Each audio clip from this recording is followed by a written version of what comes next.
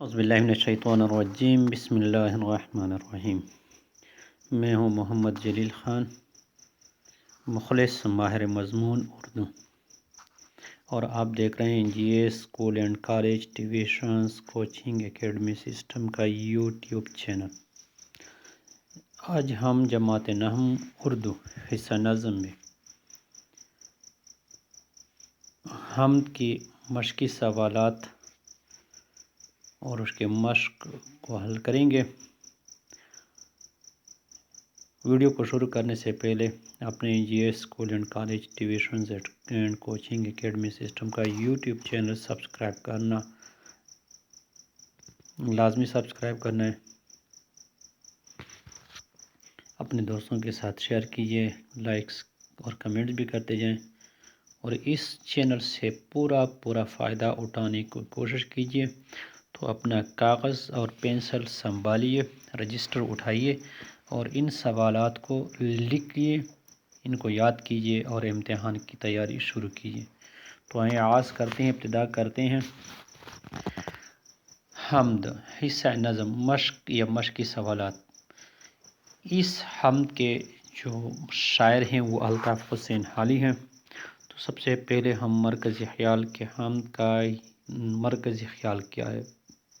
نظم حمد میں شاعر الطاف حسین حالی اللہ تعالیٰ کی ذات و صفات کا ذکر کر رہے ہیں کہ دنیا کی ہر چیز اللہ تعالیٰ کو مانتی ہے اور ہر چیز پر اللہ تعالیٰ کی قدرت ہے، اور ہر چیز جو ہے دنیا کی کائنات کی وہ اللہ تعالیٰ کی اطاعت اور فرمان برداری کر رہی ہے۔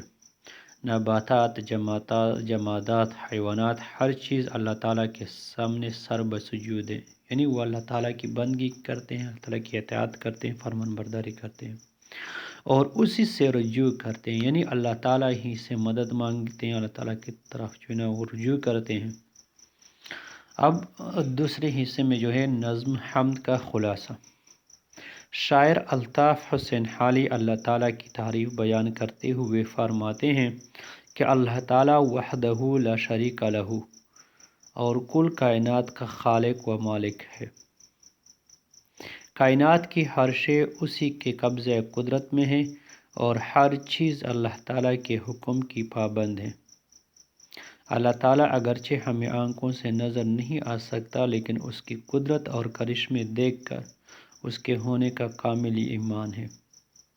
ہم ہر گھڑی اسی کو پکارتے اور اسی سے مدد طلب کرتے ہیں، اور وہی ہمارا کارساز ہے۔ اور میرا کلام اور انداز ایسا ہے کہ کوئی بھی متاثر ہوئے بغیر نہیں رہ سکتا۔ اس کے بعد مشق ہے یا سوالات، مشقی سوالات۔ اس حمد کا مطلع اور مقطع اپنی کاپیوں میں لکھیں۔ تو مقطع اور مطلع اور مقطع کے بارے میں ہم پڑھیں کہ غزل کا پہلا شعر جو ہوتا ہے وہ مطلع کہلاتا ہے۔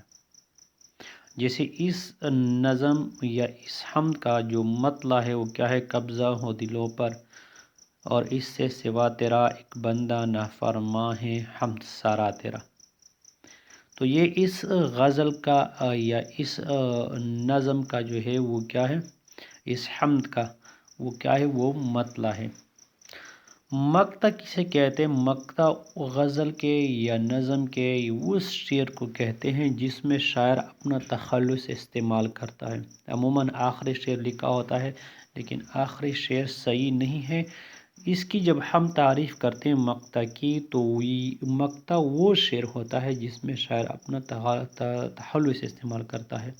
اب یہ دوسرا بھی ہو سکتا ہے، تیسرا بھی ہو سکتا ہے، چوتھا، پانچواں، چھٹا، آخری کوئی بھی ہو سکتا ہے، یعنی آخری کے ساتھ یہ مخصوص نہیں ہے، خاص نہیں ہے۔ جیسے فرسٹ ایئر میں 11ویں جماعت میں ہم پڑھتے ہیں یا پڑھیں گے انشاءاللہ آگے جا کے کہ اس میں ایسے نظمیں ہیں، غزلیات ہیں جس میں شاعر نے دوسرے شعر میں یا تیسرے یا چوتھے شعر میں اپنا تخلص استعمال کیا ہے۔ تو اس حمد کا جو مقطع ہے وہ کیا ہے؟ ہر بول تیرا دل سے ٹکرا کے گزرتا ہے، کچھ رنگ بیاں خالی ہے سب سے جدا تیرا۔ سوال نمبر 2، اس حمد کے قافیہ اور ردیف تلاش کر کے لکھیں۔ تو حمد کے قافیے قافیہ کہتے کسے ہیں؟ ایسے ہم آواز الفاظ جو شعر کے آخر میں بار بار لائے جائیں، ہم آواز الفاظ جو شعر کے آخر میں لائے جاتے ہیں، جیسے سوا، سرا، آدھا، کلا، گدا، صدا، گلا، صبا، جدا، یہ سب کیا ہیں؟ یہ قافیہ ہے۔ ہم آواز ردیف ایک یا ایک سے زائد الفاظ جو کسی شعر میں قافیے کے بعد جوں کہ تو یعنی اسی طرح وہی دہرائے جاتے ہیں، جیسے حمد کا ردیف کیا ہے؟ 13۔ سوال نمبر 3 جو ہے 3، مندرجہ ذیل الفاظ کے متضاد لکھیں۔ تو الفاظ متضاد: نافرمان، نافرمان کا متضاد فرمان بردار، نہ محرم، محرم، گدا، بادشاہ، شکر، ناشکری، اقرار، انکار۔ کچھ اصطلاحات کے بارے میں ہم پڑھیں گے، یہ ضروری ہے، لازمی ہے، اس کو سیکھنا چاہیے۔ یہ سب سے پہلے جو ہیں وہ جو معروضی سوالات ہیں پرچے کے، ان میں آئیں گے پہلے حصے میں، اور پھر اس طرح مختصر سوالات میں، اور پھر تفصیلی سوالات میں یہ آ سکتے ہیں۔ تشبیہ: کسی ایک چیز کو یا شخص کو کسی خاص خوبی یا خامی کی وجہ سے دوسری چیز کی مانند قرار دینا تشبیہ کہلاتا ہے۔ جیسے شیر کی طرح بہادر، دودھ کی طرح سفید، چاند کی طرح خوبصورت۔ تو یہ کیا ہیں؟ تشبیہات ہیں۔ مثالیں: محمد ابوبکر چوتھائی چیتے کی طرح تیز دوڑتا ہے۔ نمبر 2، دوسری مثال: تم لومڑی کی طرح چالاک ہو، وہ گدھے کی طرح بے وقوف ہے۔ حمد: وہ نظم جس میں اللہ تعالیٰ کی تعریف لکھی گئی ہو حمد کہلاتی ہے۔ نعت: وہ نظم جس میں حضور نبی پاک حضرت محمد رسول اللہ خاتم النبیین صلی اللہ علیہ وسلم کی تعریف لکھی گئی ہو، بیان کی گئی ہو، اس نظم کو ہم کیا کہتے ہیں؟ اس نظم کو ہم نعت کہتے ہیں۔ منقبت: وہ نظم جس میں اولیاء اللہ اور بزرگان دین کی تعریف لکھی گئی ہو۔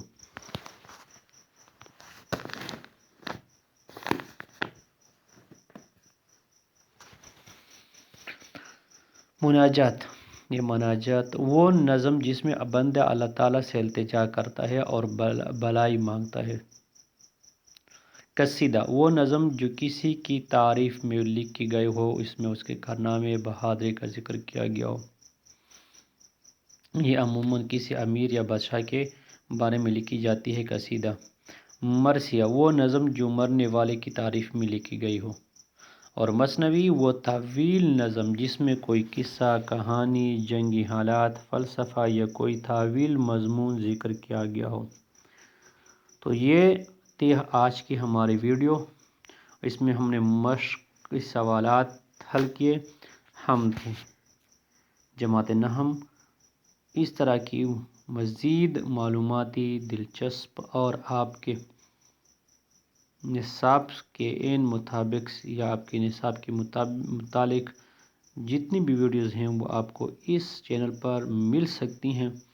تو اس چینل سے استفادہ حاصل کرنے کے لیے آپ نے سب سے پہلے خود اس چینل کو سبسکرائب کرنا ہے، لائک، شیئر اور کمنٹس کرنے ہیں۔ اس کے بعد اپنے دوستوں کو، ان لوگوں کو جن کو واقعی آپ کامیاب دیکھنا چاہتے ہیں، آپ ان کا فائدہ دیکھنا چاہتے ہیں، تو ان کو بھی اس چینل کی طرف لانا ہے، یہ چینل سبسکرائب کروانا ہے، اور یہاں پہ دی گئی ہر ویڈیو سے آپ نے معلومات اخذ کرنے ہیں۔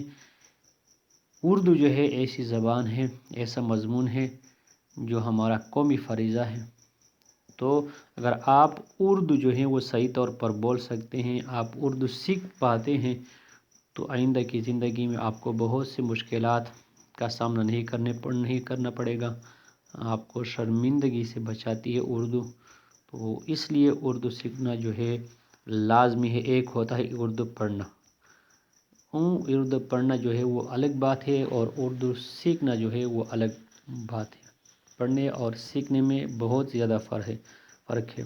پڑھنا ہر کوئی جانتا ہے، ہر کوئی پڑھ سکتا ہے، بول سکتا ہے، لیکن ایک اردو جاننا ہوتا ہے کہ آپ کو گرامر کے لحاظ سے اس کی جو ہے نا وہ پوری طرح آپ کو اس کی گرامر پر عبور ہو، آپ کو پتہ ہو کہ یہ جملے میں، یہ فقرے میں، اس مضمون میں، اس عبارت میں، اس اقتباس میں جو کلمات استعمال ہوئے ہیں وہ گرامر کے لحاظ سے کیا ہیں، اس کو ہم کیا کہیں گے، اس طرح فعل فاعل مفعول اور دوسری جو چیزیں ہیں جیسے اس میں مشتقات ہیں یا مصدر ہیں یا مصدر کی علامات ہیں، پہچان ہیں، پھر مذکر مؤنث کے قاعدے ہیں، حقیقی اور غیر حقیقی کی پہچان ہے، واحد جمع ہیں ان کے اقسام ہیں، اس طرح معنی کے لحاظ سے جو اسم کے اقسام ہیں ان کے بارے میں آپ کو جو ہے نا وہ پوری معلومات آپ کے پاس موجود ہوں، اور آپ جو ہے نا وہ صحیح انداز سے صحیح طریقے سے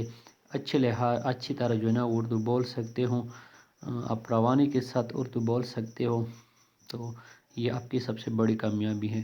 اگر اردو میں آپ کی جو ہے نا وہ کچھ کمی رہ جاتی ہے تو آپ بہت بڑے جو ہے نا وہ پروفیسر لیکچرر بن جائیں گے، لیکن یہ آپ کی جو کمی ہے وہ پھر اس کے بعد پوری نہیں ہو سکتی۔ آپ کو اردو بولتے ہوئے، اردو لکھتے ہوئے آپ کو بار بار اس چیز کا سامنا کرنا پڑے گا اور آپ کو شرمندگی اٹھانی پڑے گی، تو اس شرمندگی سے خود کو بچانے کے لیے اردو جو ہے وہ لازمی سیکھیں، سکھائیں اور اس کو پھیلائیں۔